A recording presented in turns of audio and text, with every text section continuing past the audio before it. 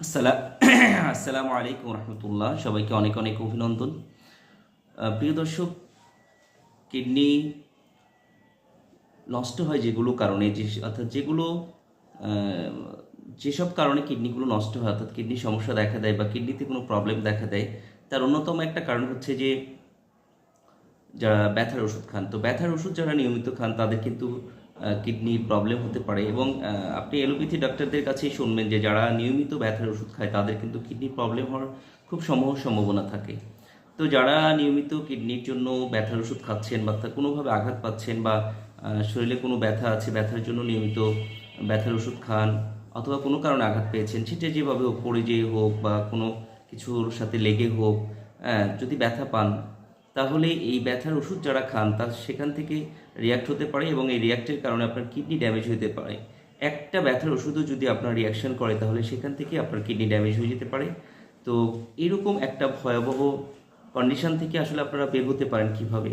তো যারা ব্যথা পাচ্ছেন, কোনোভাবে আঘাত পাচ্ছেন বা শরীরে যে কোনো ধরনের ব্যথা নিয়ে ভুগছেন, তারা আসলে কি করতে পারেন বা এর কোনো সলিউশন আছে কিনা, বা ব্যথার ওষুধ থেকে আপনি অন্য কোনো বিকল্প চিকিৎসা নিতে পারেন কিনা, সেই বিষয়ে আপনাদের সাথে আলোচনা করব। খুব সংক্ষিপ্ত করেই বলি যে হোমিওপ্যাথি কিন্তু ব্যথার এই ওষুধের বিকল্প দারুণ ব্যথার চিকিৎসা রয়েছে এবং দারুণ ওষুধ রয়েছে, যে ওষুধগুলো খেলে আপনার কিডনিতে ইফেক্ট পড়বে না এবং আপনার ব্যথাও সারবে ইনশাল্লাহ। তো যারা এই ভিডিওটি দেখবেন তাদেরকে প্রত্যেককে বলবো যে আপনারা শেয়ার করে দেবেন।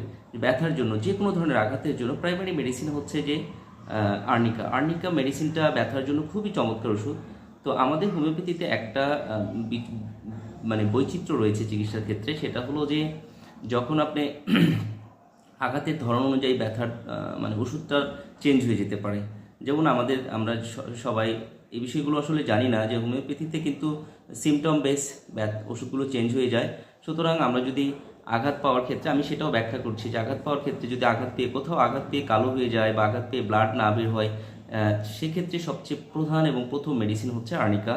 তো এছাড়াও আমাদের আছে যে স্নায়ুমণ্ডলীতে আঘাত পাইলে লিডাম খুবই ভালো কাজ করে, অর্থাৎ কোনো হুল ফোটানো বা কোনো প্রাণীতে যদি কোনো কিছু ফুটিয়ে দেয় সেক্ষেত্রে হাইপেরিকাম খুবই ভালো কাজ করে থাকে। এছাড়া কেটে রক্ত বাড়ালে সেখানে ক্যালেন্ডুলা মেডিসিন খুবই ভালো কাজ করে থাকে।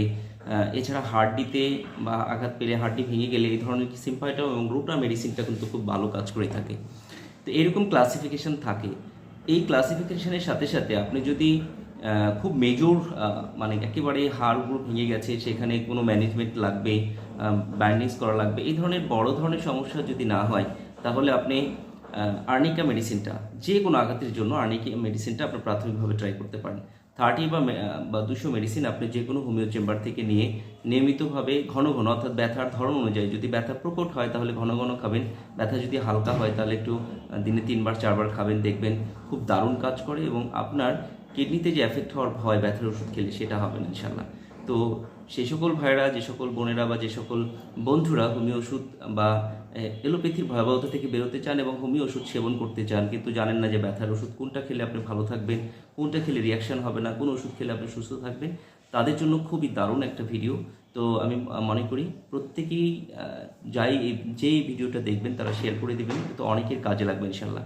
তো সবাই ভালো থাকবেন, সুস্থ থাকবেন। ধন্যবাদ সবাইকে।